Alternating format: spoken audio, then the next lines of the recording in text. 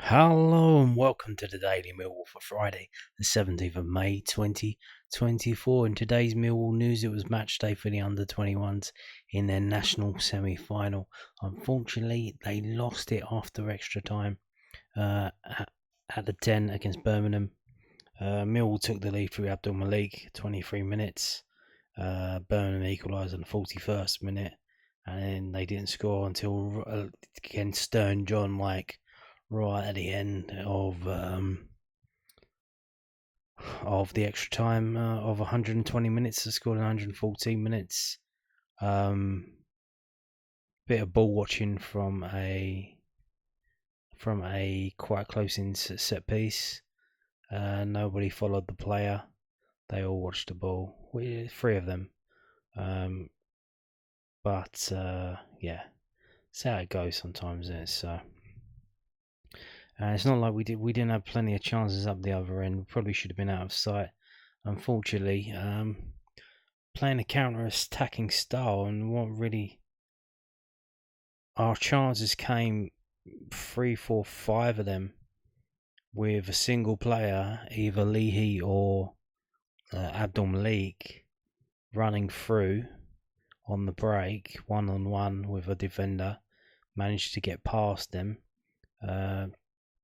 Twisting and turning, finding the space at the time to take a shot, and then because they run so far, they run about 45 yards. By the time they get into the area and take that shot, it's just there's no power on it, and it's all powder puff, and they were straight at the keeper, most of them. At least they were on target. They didn't just boot them over. But yeah. Yeah, like I said, that's how it goes sometimes. But incredible for the players involved that they won the league. They won the South League, which isn't just playing Southern teams. You play the Southern teams home and away, and then you play the one team. Then you play all the teams from the North just once, either home or away. So they won their league 2 years running. It's going to be probably tougher next year. I imagine there's going to be a turnover of a few players. You've got under 18s stepping up. Some of them were involved today. So yeah. Good luck. Unfortunate today, but yeah. Now, this is from sofascore.com, by the way. Now moving on to this from southernnews.co.uk. This is the write-up from the game. Battling Millwall under-21s out of the Professional Development League playoffs after losing in extra time to Birmingham City.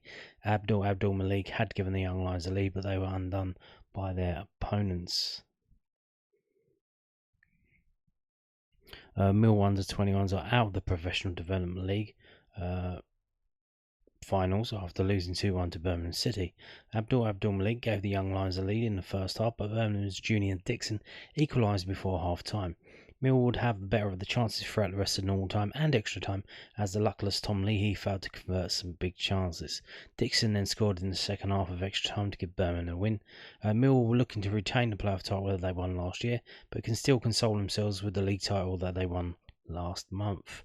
The under-21 players were given medals by Chairman James Berylson before the trophy presentation after the game to reflect their achievements during the league campaign. Yeah, and unfortunately I missed this because I waited after the game, maybe up to about 5 minutes, 10 minutes, and the Millwall went off and into the dressing room. And it was just Birmingham players there. I don't know why the fuck Birmingham players have stayed on the pitch. They weren't getting a trophy for winning the league, and this is just the semi-final. So they're in the final now. They didn't win anything. Why were they still on the pitch? They should have just got the fuck off the pitch. But it was the Mill lads all bundled into the dressing room. And what's going on here? I just left at the end. I didn't realise that James Berylson was there. I think that's him there standing behind the photographer. So interesting that he was at the game. I'm sure he didn't fly all the way over here from America to Britain. Maybe he's here for the weekend. I'm sure he didn't come just for this game. Are we going to see a statement or some action tomorrow? Maybe the retained list. Maybe a transfer deal will do. Is that why he's in the country? Interesting stuff. Maybe he has to sign a few checks to get some players moving. But yeah, interesting. Yeah. It was a cagey start to the game. Before a moment, Okoli broke the deadlock. The rampaging George Walker broke forward down the left. The first of several adventurous runs forward for the left wing back, but he was blocked off in the box. The ball fell for Abdul Malik, who took a small step inside before curling the ball into the bottom corner. Birmingham would take some time to recover, but eventually found the equaliser after 40 minutes. Striker Dixon picked up a loose ball and fired it past Lions keeper Dylan Adai. The Midlands club ended the half stronger and were on top at the beginning of the second half, but as the sun set and the floodlights came on, the Den Young Lions picked up steam. Carl Smith escaped down the right before the hour mark and sent a low cross into Rees Bangor Williams, who hit his effort just wide. Walker would then almost dink the Birmingham keeper Bradley Mayo after breaking forward again. A hat-trick of chances arrived for striker Tom Leahy, but weak finishing, a lack of composure and good goalkeeping, respectively, saw him fail to make his mark. Smith then flashed a free kick on the left-hand side of the box, just wide in the final minutes of normal time. Cavalli Hayward and Jack Howland, both of whom have excelled in the under-18 side, who got to the FA Youth Cup semi-final, were introduced a few minutes into extra time. Howland would be involved in Mill's brightest moment in the first period of extra time, as he played in Leahy through on goal. The Birmingham keeper rushed off his line and blocked Leahy's impish attempt. Howland demonstrated even more energy and guile early in the second period of extra time, bursting into life outside the box and firing over. Leahy then received another decent opportunity when he was played in, but again his finishing evaded him. Birmingham thought they could nick it at the other end, but were denied by a superb Adai save before Chin Okoli pulled off an equally impressive block to deny the rebound. But Birmingham would get the reward for their pressure as Dixon headed home at the back post in the final few minutes after a curling free kick was sent into the box and flicked onto him. Hayward was not far off pulling off a spectacular equaliser, but his chipped effort from outside the box just drifted wide. One thing to note as well, we started the game playing 5 at the back. I think it was 5-3-2, so it's certainly 5 at the back. Or 3 at the 3, you know how it goes, wing backs. And then after that, we switched to a 4, and that was because the substitutions made. I think we didn't have a centre back on the bench, so I wonder if we had the right players, would we have kept the same formation? And did the formation change kind of hinder us in any way? Maybe it did, maybe it didn't. But yeah, there were some changes and a few things got moved around. A lot of injuries. Both so this Dylan Adai, the goalkeeper, he's I think he's played like one game for the under-21s. He's been out on loan. He's come back, and I think the only reason he's playing, because 2 of the other goalkeepers were there. They were injured. One of them, George Evans, got his arm in a sling, and Ethan Waddy is on crutches. So I wonder if any of them, they probably would have played if they were fit. Interestingly, obviously, there were players who could have played for them, but weren't involved. Boateng, I think he's going to be released because he's 22. Obviously, he's just come off the back of a player final and FA Trophy final for Solihull Moors. Malachi was there, didn't play. He was just watching from the sidelines. Maybe he got his medal because he did play a few games this season, so probably got a medal for that. Who else? Obviously, the two from the first team squad, SA and Imaku, probably could have played. I think they're still qualified age-wise. But obviously, I think there's now a line been drawn. Like once you get to that level, it's like, okay, you that's it now. You can't turn back. You're You only go to play for the under 21s or the reserves if you're coming back from injury or you need match time. It's like, okay. So yeah, there you go. There's a match report from southernnews.co.uk. Now moving on to this, we've got some comments. I think the comments that a lot of people wanted to hear, and he's not really saying much, which you can understand. This is from londonnewsonline.co.uk. Millwall boss Neil Harris on shock departures of senior management at the Den. Millwall's head coach Neil Harris has admitted he was left surprised by the departures of three of the club's hierarchy at the end of last week. Lions owner James Berylson opted to part company with Chief Executive Steve Kavanagh, Director of Football Operations and Recruitment Alex Aldridge, and Chief Operating Officer Billy Taylor. Mark Fairbrother, who worked at the Championship club before as Chief Financial Officer, has returned as Managing Director of Non-Football Operations. Steve Gallen, the new Director of Football. I was surprised with the decisions last week that some senior guys will be leaving the football club, Harris told the South London Press. I can only comment on my personal relationships with the chaps and say that Steve, Alex and Billy are all fantastic human beings, really good family men, and were instrumental in driving so much success at our football club over a long period of time. When they move on to their next roles in time, and then I wish them every success and look forward to staying in touch with them. I've been working in the game a long time as a player, coach and manager, so I'm extremely used to moments of change, surprise and adversity over the years in all levels. Gallen is back in the club for football for the first time since he left Charlton in August 2023. He had various titles at the Haddocks, largely due to structural changes as the ownership switched from Roland de Châtelet to Thomas Zandgaard, and worked alongside Haddocks boss Lee Bowyer when they achieved League One playoff glory in 2019. Gallen had recently been reunited with Bowyer after he took charge of Montserrat. My relationship moving forward will be close to Steve Gallen, said Harris. He's coming in as a director of football, and we've already held discussions on plans, how we see the transfer window going, and what we think we need to improve in the window, and what the club philosophy is going to be in a transfer window next season, along with the expectation. It's our job to work as a collaborative unit with the recruitment team to make sure we sign the right players to help us improve from last season. Kavanagh has presided over a period of extended stability for Millwall that's seen them not only consolidate championship status but also achieve major milestones. Only last week the club secured a new 999-year lease for the Den, which hands them lucrative development rights. Millwall also received planning permission in October 2020 for a new training ground site in West Kingsdown.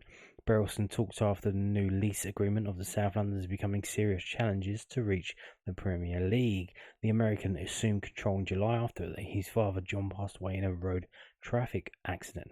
Asked about Berylson's ambition of top-flight football, Harris said, the club always have to have a vision of what the end product is. The club has moved forward so much the whole time. The Berylson family have invested in the football club, and Jimmy wants to continue striving for us to be better. The extension of the stadium lease is huge positive for so many reasons, off the pitch and on the pitch. Ultimately, we have to keep believing and dreaming that one day we can get to the top level in world football and play in the Premier League. We also know we have to do it in a sustainable way, but also in a way where we are methodical in what we do. And that's why this transfer window is important as always. We had a really strong finish last year, and as a head coach coming back into the football club in February, I want to make sure we keep striving to move forward and try to get closer to those top 6 positions. One of the jobs for Gallen's in trade will be resolving the future of Zion Fleming. Our paper exclusively revealed that the agency represented the Dutchman and pushing for their client to move on this summer. Fleming has one more season on his current deal with the club, option of a further 12 months. Aldridge was one of the people responsible for removing a sell-on that Fortuna Sittard had on their former player before Berylson died. Ipswich have extensively watched Fleming with Spanish sides, including Alaves Keene, but most clubs abroad seem intent on a loan with an option to buy. I haven't heard that before. I guess that's new. Millwall have agreed a fee with Tottenham for Japhet Tanganga, but agreeing terms with the ex-England under-21 international is the next challenge. The centre-back, who enjoyed a successful second half of last season on loan with Millwall, is likely to have options both inside and outside of England. We're in a position, if you look at the cold facts, that's not a huge turnover of players, double figures like some teams have to face, said Harris. We've had loan players who've gone back to parent clubs, and there will naturally be players that leave this window by individual choice or club choice. There will also be the full process of getting players going in on loan to short to mid-term before coming back to help us. We will have to recruit players, so we have a balanced squad for the system I want to play next year, and strength in depth for the first half of the season when we have league action, but also EFL Cup games. We've got a lot of work to do, but certainly player-wise, it's not completely wholesale changes. When there is a change in leadership at a football club, then relationships take time to build. The personnel in building those relationships need to try and be seamless, so working together to build a rapport as quickly as possible. I have a very long-standing and strong relationship with Jimmy, and that continues. And Steve comes in to work with the recruitment team, the football department, and the academy to help drive us forward. For me, the plans have been in place for months before I got here on recruitment for the summer. We do have a policy that the head coach has an option, has an opinion within the recruitment process, but it's club-led. That doesn't change in this instant. Recruitment will be club-led at Millwall Football Club, and it should be club-led here. I'm a cog in that, and look forward to working with Steve and the recruitment department to try and get the right players. Nothing changes for me. My job is to make sure my relationship with the players is strong, and they're ready to hit the ground running on June 26 in pre-season. So there you go.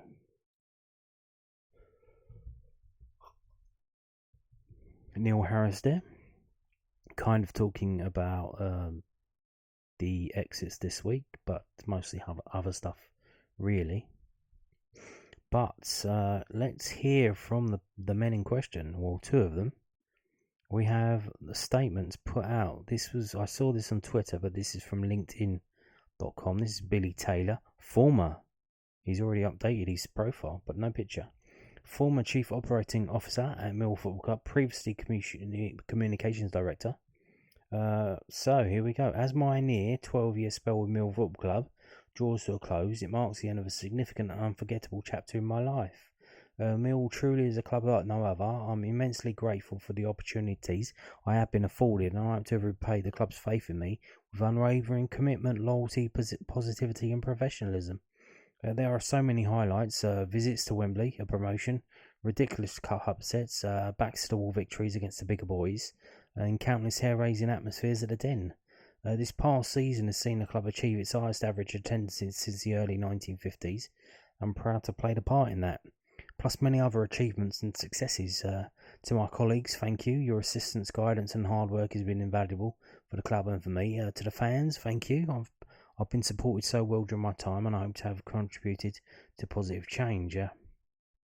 You all deserve every success. I will now spend some much needed time with my fiancée and two young children. During this break, I can review and reflect before embarking on whatever awaits. I know I'll be able to provide my next employer with the very same dedication and professionalism that I've given to Millwall, and look forward to the challenges that lie ahead. So there you go. LinkedIn now. Here we go again. LinkedIn from Alex Aldridge. Some thoughts. So he still says director for actually, it doesn't say former. So some thoughts on leaving my role at Millwall FC. As a Millwall supporter, I take enormous pride and satisfaction in the progress we've made since 2015, when I first started working for the club, and will look back fondly on back-to-back League One playoff finals, promotion to the Championship, and the subsequent playoff challenges that followed. And with the support of the Berylson family, the playing squad, support staff, and infrastructure at the club have all improved considerably during this period, and we've demonstrated an ability to consistently punch above our weight. I also had the privilege of working for John Berylson, a brilliant man and owner of our club, who was stolen from us in a tragic accident less than a year ago.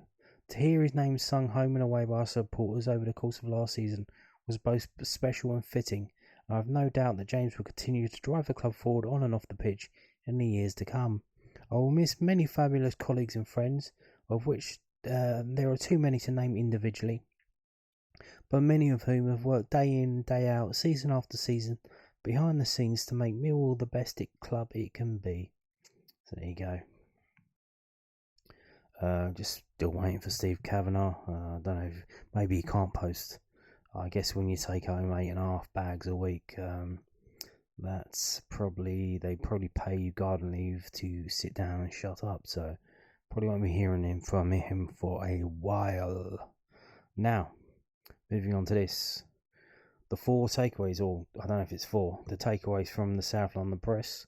They generally do this after the game. They've done it after the season. So season-long takeaways. I wonder what they will be. LondonNewsOnline.co.uk. What do we find here? Daniel Marsh's takeaways from Mill's season. Chopper enhances legendary status with potentially high-profile casualties in summer transfer window. So, Mill's 23-24 championship season had highs, lows, and plenty of changes on and off the pitch. Here, Dan Marshs picks out his main takeaways from the campaign. Return of the King. For a club which has been the epitome of stability since returning to the Championship in 2017, Millwall have endured an uncharacteristically turbulent year. Someone's got the thesaurus out. The departure of Gary Rowett saw the club roll the dice in a bid to evolve under Joe Edwards, but his position soon became untenable after overseeing just 4 wins in 3.5 months.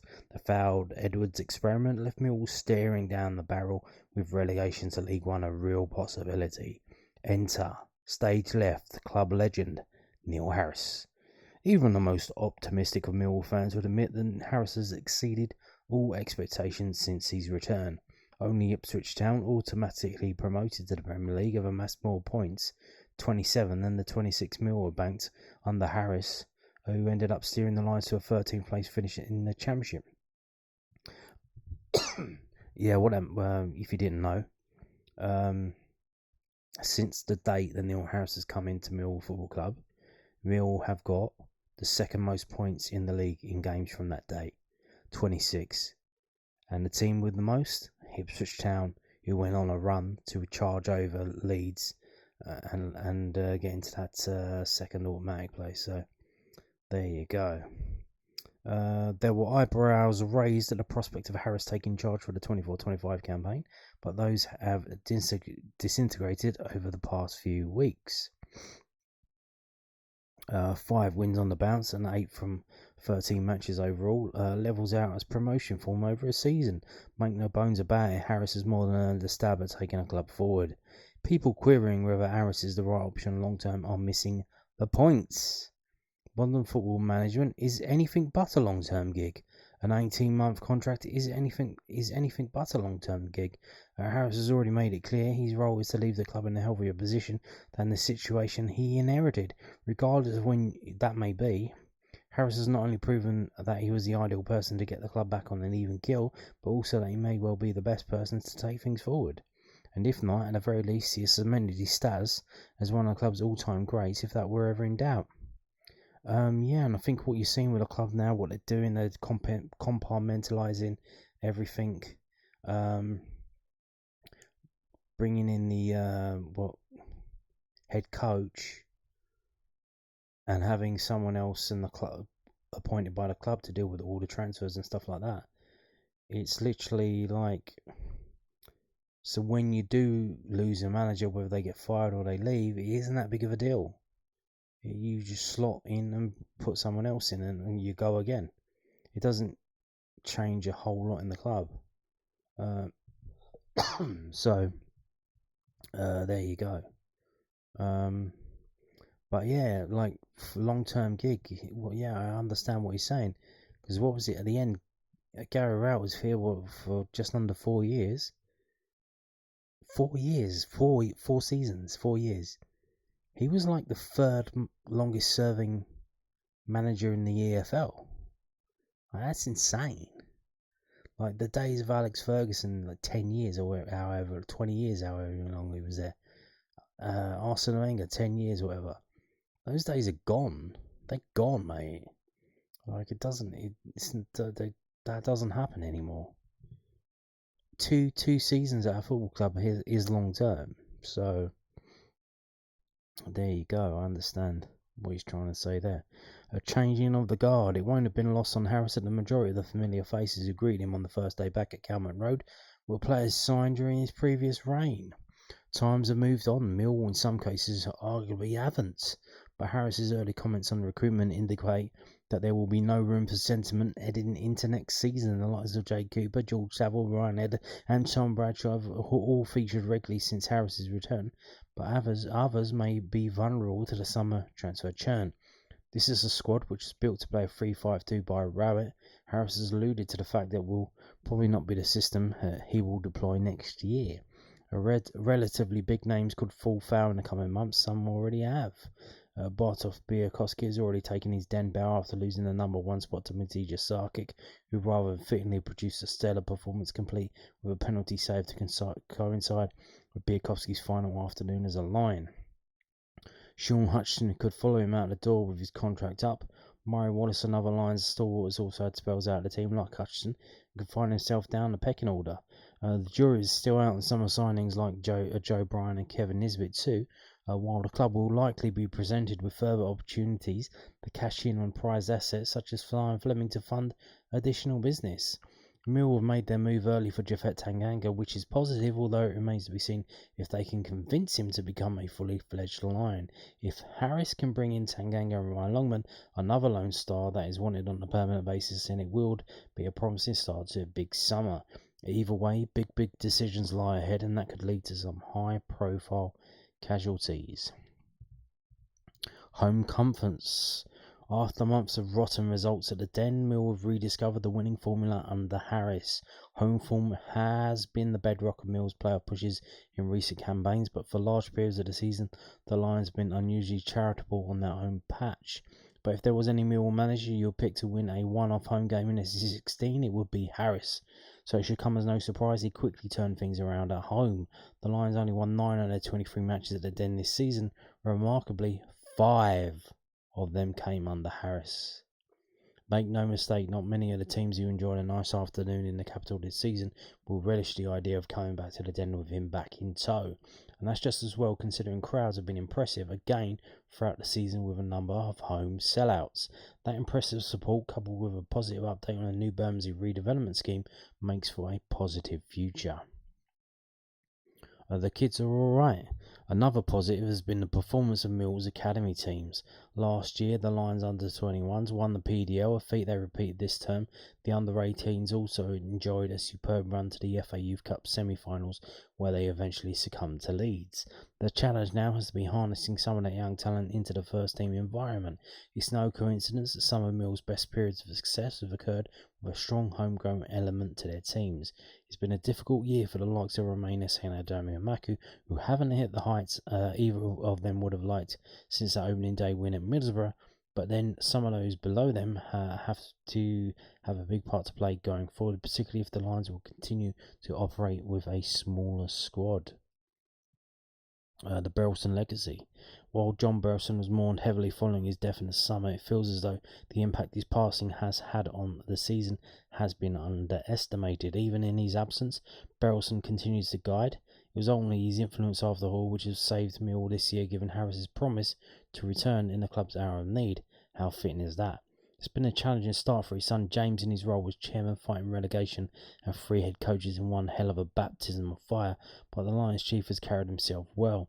The last week has seen significant changes take place off the field. Steve Kamarl, Alex Aldridge and Billy Taylor have all exited the club, with Steve Gallen fronting football operations and Mark Fairbrother the non-football side of business. Regardless of whether or not you were pro Kavanagh or pro Aldridge, I'll argue further turmoil was the last thing we needed headed into the summer break. Implementing such a significant clean sweep, Kavanagh and Aldridge and Taylor were 3 senior members of staff, sent shockwaves through SC16 last week. The decision to part company with Kavanagh, a seasoned championship operator, and replace him with somebody who was previously at the club in a different capacity, has thrown up more questions than answers. Aldridge probably had more its to misses recruitment wise, while Charlton, where Gallen divided opinion, remained entrenched in League One, the same division they spent most of his tenure in. Change was guaranteed both on and off the pitch, with Jimmy's feet now under the table, but change isn't always a good thing. Only time will tell whether the right ones have been made. Yeah. Yes, indeed. We'll wait and see. If we get promoted next season, this will be seen as a genius and fantastic move. So, there you go. Dan Marsh's takeaways from the London News Online.co.uk. Now moving on to this. From Southern News, they spoke to someone about the two lads who went on loan at Bromley. So he got to a stage where he was effectively undroppable. Bromley journalist breaks down on the strengths and weaknesses of Kamarl Grant and Chin Okoli and predicts who might make it at Millwall. Two young Lions defenders have been learning their trade in the National League, and Bromley fans have been paying close attention. I think I've seen it all, Chin Okoli told News at Den in October, reflecting on his first few months on loan at Bromley in the National League. He struggles to hold back laughter and has added, this stuff the strikers are doing that I didn't think happened. They pinching me, pulling parts of me. I didn't know they could ball. It's tough, but I love a battle with a striker and I feel like it's a good thing to have in my game. Okoli was the match-winning captain of Millwall's successful under-21 side last season, but was now just trying his hand at something altogether more risky and challenging. The Lions wanted to see if the 19-year-old defender could handle himself in the National League, the top tier of non-league football that is old school in terms of physicality and competitiveness, but also appears to be increasing in quality with each passing season. Once he worked out how to handle crafty veteran strikers, Okoli began to shine for Andy Woodman's side. It was a steep learning curve for Chin initially, but once he was playing alongside Byron Webster and Callum Reynolds, Chin's game rose by leaps and bounds as he was playing with experienced pros, said Matchell Hewitt. He's a fan and journalist who runs from Bromley Will Love, a multimedia platform on all things Bromley. Whoa, a multimedia platform on all things Bromley. What is that? Just a football club or the whole town? Surely there's not much to talk about with Bromley. Injury would eventually cut Okoli's time at Hayes Lane short. Hewitt said, once he got it, it was like an exponential rise. But then he got the injury and had to go back. If Chin hadn't got injured, I think they would have tried to extend his loan until the end of the season. I think they were really happy with how he fit in with the Bromley system. We were all gutted when he got injured. He was a really established member of the team. It wasn't like he was in and then out and then back in again. He got a stage where he was effectively undroppable. Okoli's loss was Kamarl Grant's gain. The defender turned 21 days before moving on loan to Bromley on transfer deadline day in February. He did not enjoy the extended run in the team Okoli did, but made his time on the field count when it mattered. Grant ended up forcing his way into the lineup and played every minute of the National League playoff semi-final win over Altrincham and the victory in the final at Wembley over Solihull Moors. It was hard for Kamarl initially as he was in and out a lot, Hewitt said. We had injuries and then he would be in and then someone would come back and he'll go to the bench. But then right at the back end of the season, Kamarl came in and played maybe the last 6 or 7 games of the season, and that was his best spell with us. He was brilliant, a threat set pieces, good at carrying the ball into midfield and into the attacking third. Should have scored some goals. He had a lot of chances, always popping up in the penalty area from set pieces, and the goalkeepers were pulling off worldly saves. And I thought he was one of our best players in the playoff final as well. To put this into perspective, if either were available in the summer and Millwall didn't take up the option to keep them, I'm expecting one or both of them to turn back up at Bromley. With one defender from Millwall's under-21 setup spending the first half of the season at Bromley before another from the same team effectively replaced him in the second half of the campaign, it would be easier to assume Okoli and Grant are similar, but Hewitt insisted the two are very different. He said, Chin was really good. He started slowly and much like Kamarl, they had to get used to men's football, and the National League is a League 2 in all but name, especially at the top end of the table. But I look at Chin and Kamarl, and they're not the same players. Chin to me is an out-and-out centre-back that I would expect to play in a back four, win your headers, win your interceptions. Kamarl, to me, is much more suited to him back three. He's more athletic. Chin is better defensively, in my opinion. Yu also believes that the pair have different shortcomings so far in their young careers. He said, the one thing I thought held Chin back at our level was pace. When he came up against National League centre forwards with a pace, I thought he was found wanting a bit there. Not because he's not quick, it's more about reading the game. Whereas Kamarl never noticed that. The biggest weakness I notice of him, and I hope this comes across in the right way, is sometimes he played a bit too emotionally. For example, he misses a chance, he's doing a thing where somebody pounds the ground. I'm like, bro, you need to stay in check with your emotions here. Another chance is coming. At the time, I was putting it down to the fact he's young and this is a first real experience of men's football where points and promotion is on the line, but I hadn't seen that from players in a while where somebody's really emotionally in the game. You might say that's a strength, but I interpret it as him needing to be more cool, calm and collected at this level of football. Chin made 22 league appearances while Grant made 13. Both have come in for praise from Millwall legend Alan Dunn, who serves as Bromley assistant manager, and former Lions defender Byron Webster, who has played alongside both of them this season. No one would expect them to break into Millwall's first team next season, apart from perhaps a couple of friendly appearances in pre-season, or if they're very lucky, some time off the bench during that Carabao Cup match. The likelihood, if they stay, with both going out on loan again to see if they can build on the progress they made at Bromley and in the under-21s, is always a good sign when a young player quickly finds a feet at the loan club, but the question remains whether he either has got what it takes to one day make it a Millwall. Believes the journey taken by another Millwall defender who was once on loan at Bromley, Alex Mitchell, might be one either Okoli or Grant could follow.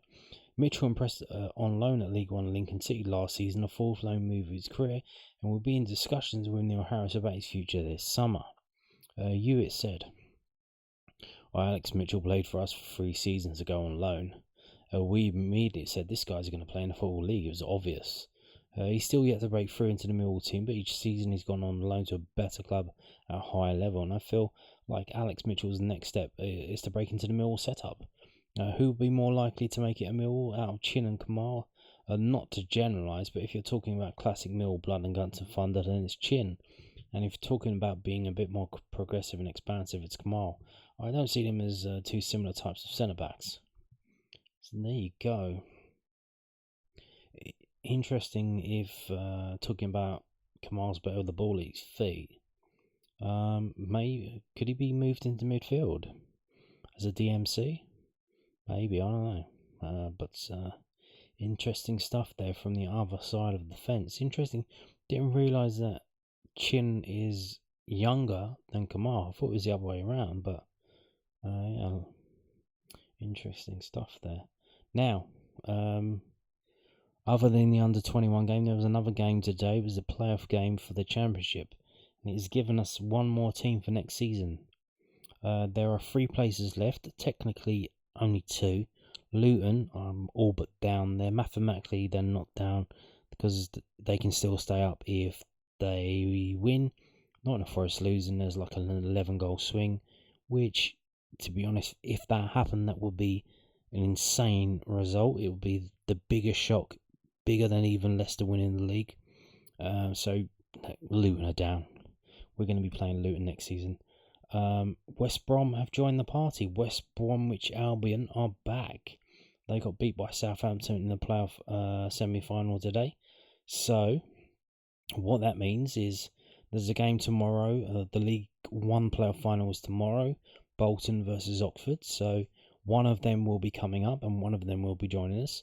Personally, I hope it's Oxford, just for obviously Bolton, what they did with the admin and racking up debts and then just bailing out on them and all of that stuff leaves a bad taste in the mouth, much like Derby County, where they do that. They go down, they're down for a few seasons, then they come back up and it's all hunky-dory. Well, not really. As well as Oxford are in the south, so it would be good to have another southern team to balance out the league and give us less travelling to do. Yeah, so we've got 3 places left. Luton is almost certainly going to take one of them.